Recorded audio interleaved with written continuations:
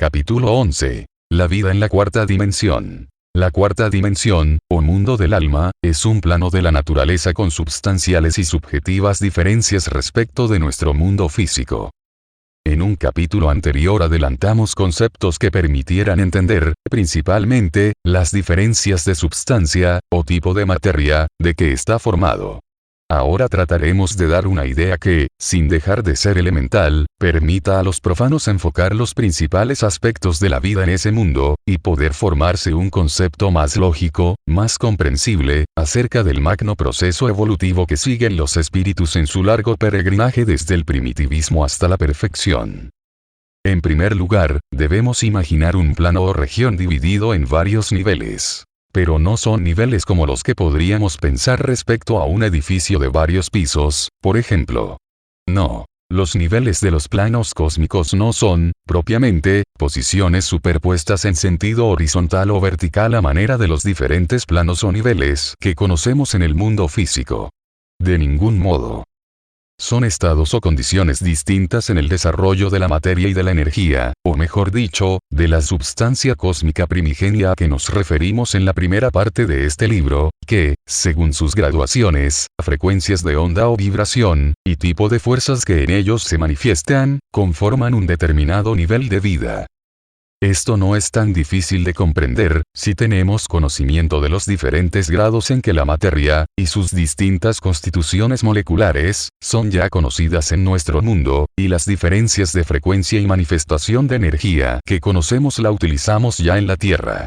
Podemos decir más. En el campo de las ondas electromagnéticas tan minuciosamente investigado hoy por nuestros físicos, más allá de las empleadas por la radio, la televisión y todas las que se está utilizando en la moderna electrónica, se encuentra el límite o frontera en que operan esas otras fueras, energías, ondas vibratorias correspondientes a la cuarta dimensión. Las que norman el desenvolvimiento de la clarividencia y la clariaudiencia, que nos abren el conocimiento directo y comunicación con ese mundo, o plano cósmico, no están muy lejos de las ya conocidas por nosotros que acabamos de enunciar. Esto era la base de investigación del sabio Edison en su afán por lograr el mecanismo adecuado para su evidente manifestación de nuestro plano. Y de tal suerte, las divisiones o niveles a que nos estamos refiriendo, en ese mundo del alma, corresponden no a posiciones superpuestas, sino a diferencias de grado en la substancia o constitución atómica y molecular de los tipos de materia que lo forman. Y a la diferencia de vibraciones correspondientes a tales graduaciones. Lo mismo que en nuestro mundo físico, o de la materia más densa y pesada, a mayor densidad substancial corresponde una menor frecuencia vibratoria. Por eso los seres humanos con menor evolución, con menor adelanto en los diferentes niveles de la vida, fruto de un estado menos avanzado en la senda del progreso integral o cósmico, presentan características diferentes en su comportamiento, en su capacidad intelectual, mental, moral, psíquica y hasta en su constitución molecular y vibratoria, con otros más adelantados en todos esos conceptos, por la progresiva transmutación de todos los elementos integrantes del conjunto de cuerpos que los forman.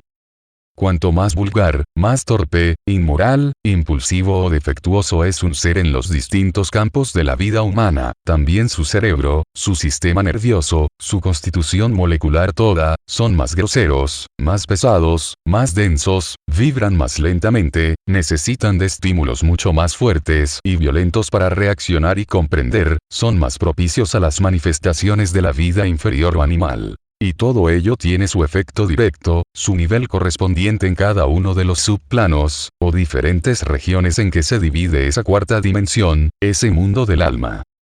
Para su mejor entendimiento, agruparemos en solo 3 niveles. O regiones, la variada graduación que se observa en el plano del alma. Región inferior, región media y región superior. Conste que son nombres que les estamos dando para facilitar su entendimiento, y que en esta división pretendemos abarcar la variadísima graduación de estados en que se encuentran todos los espíritus que viven, transitoriamente, en ese plano cósmico.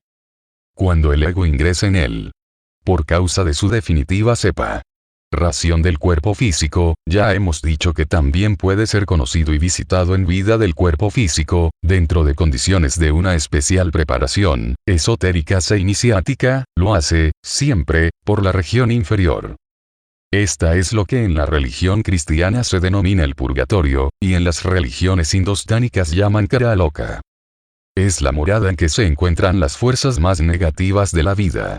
Los más bajos instintos, las más denigrantes pasiones, los más torpes, feroces, abominables apetitos. Las formas de pensamiento más abyectas y absurdas tienen su asiento allí, y los seres humanos, o egos, que por esa región pasen, o tengan que permanecer en ella, se ven obligados a alternar con lo más inmundo de nuestra humanidad al mismo tiempo que con los más bajos espíritus de la naturaleza, monstruosas entidades cuya repugnancia y maldad corren parejas y aún superan lo más horripilante de nuestra tierra. Una de las leyes del cosmos, la de la afinidad, o sea la que impele y une a todo lo semejante, que se basa, igualmente, en la recíproca atracción de similares condiciones moleculares y vibratorias, tiene allá la más evidente y objetiva manifestación. Un ego que no haya logrado alcanzar niveles de superación o vida, superiores a los que reinan en tal región, empieza a sufrir los efectos causados por todas las acciones delictuosas, por todos los variados fenómenos de su vida de errores, y en ese plano de existencia nadie se puede sustraer, ni esquivar, ni esconder. Desde el momento en que se penetra en la cuarta dimensión, ya lo dijimos, todo es visible, evidente en grado sumo, y nadie puede impedir que se manifiesten las consecuencias del mal generadas en el mundo físico, a manera de reflejos permanentes de potencia multiplicada por las nuevas condiciones ambientales, que siguen actuando en ese plano en el mismo sentido en que el ego las ejerciera contra otros en la tierra, pero en dirección contraria, o sea contra el mismo autor de los delitos, de los errores o desequilibrios de orden moral, material o cósmico, ocasionados por el ego. Según sea la mayor o menor gravedad de los mismos, es la mayor o menor intensidad con que el ego sufre esos efectos. Pero debe tenerse en cuenta que siendo un mundo conformado por substancia y fuerzas más sutiles que las nuestras, en el mundo físico, así también, son mayores, más intensas, las repercusiones generadas por el hecho realizado en nuestro mundo inferior, por ser mucho más fuertes, más rápidas y potentes en ese medio ambiente, las energías vibratorias que lo mueven. No vamos a entrar en mayores detalles, porque nos apartaríamos del tema principal de este trabajo, y además, volveremos a ocuparnos de este asunto cuando tratemos lo referente a la religión en Ganímedes. Bástenos saber, por ahora, que el ego se ve obligado a permanecer en aquella región inferior todo el tiempo que su mayor o menor culpabilidad, o atraso en la escala de la vida, requieran para depurar las consecuencias malsanas de ese atraso. Como todo evoluciona hacia niveles superiores, los lazos, o fuerzas que lo atan a ese medio ambiente, van atenuándose progresivamente. Además no está solo. En toda la cuarta dimensión, como en todos los planos superiores, actúan constantemente diversas jerarquías de seres superhumanos. Aquellos espíritus superiores, custodios y guías de la evolución a quienes las religiones cristiana y judía llaman ángeles en sus diferentes posiciones o niveles. Hemos dicho, también, que la libertad absoluta y el libre albedrío solo operan en los planos de prueba, en este caso, el plano físico. A partir de la cuarta dimensión, el control y la supervisión de entidades superiores, maestros, conductores o vigilantes, es permanente y adecuada al estado de superación de cada espíritu.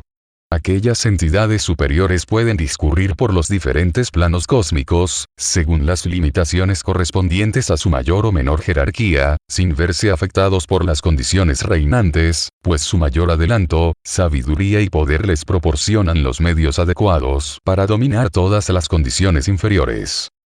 Esto se manifiesta ostensiblemente, desde la cuarta dimensión, en una aura o envoltura radiante, luminosa, cuyos destellos y potencia lumínica están en relación directa con el grado de adelanto a que han llegado, y por ende al poder que detentan. Algo de esto tiene relación con las aureolas con que en la tierra se representa a los santos. Y los mencionados seres son los encargados de ayudar a los egos en su peregrinación, y enseñarlos a subir a niveles superiores, cuando el periodo de depuración, o paso por el purgatorio va llegando a su fin. el espíritu sube, así poco a poco, a los distintos grados de la región media, o del tipo de humanidad que ya desarrolló una vida más normal, equilibrada y con menos errores. Y de tal modo el ego sigue avanzando, en tiempos que dependen exclusivamente de sus propios esfuerzos y mejores intenciones, hasta llegar a los niveles perfores de la tercera reglón, donde se encuentran los egos cuyas almas alcanzaron, en existencias terrenas, los más puros y bellos aspectos de la vida humana. Hasta esta región, el espíritu sigue atado a todos sus vehículos superiores por los lazos del cuerpo astral, el alma. Y como la mente es uno de aquellos cuerpos, superior al astral, sigue aprendiendo y asimilando enseñanza y experiencias en todo ese trayecto, más o menos duradero, por el mundo psíquico o del alma. Cuando se ha eliminado las últimas impurezas, las fuerzas que lo retenían en el plano astral desaparecen, el cuerpo astral se desintegra, y el espíritu, libre ya de sus lazos y de la substancia inferior de ese vehículo, puede pasar a los mundos superiores, por las puertas del mental. Desde este momento se abre para el ego una etapa brillantísima, de paz y felicidad, en cuyo descanso, como la vacación en el ejemplo de los alumnos de la Tierra, puede valorizar toda la labor realizada en la última existencia y en las anteriores, porque en esas condiciones puede memorizar, contemplar y aquilatar los resultados de toda su evolución. Y del balance que hace resulta la comprobación de resultados. Si ha tenido una larga evolución y ha aprendido cuánto en la Tierra es posible conocer y experimentar, se le mostrarán nuevos campos de experimentación y de prueba. Otros tantos mundos, superiores a la Tierra, en donde pueda continuar trabajando para aumentar su sabiduría, su moral y su poder.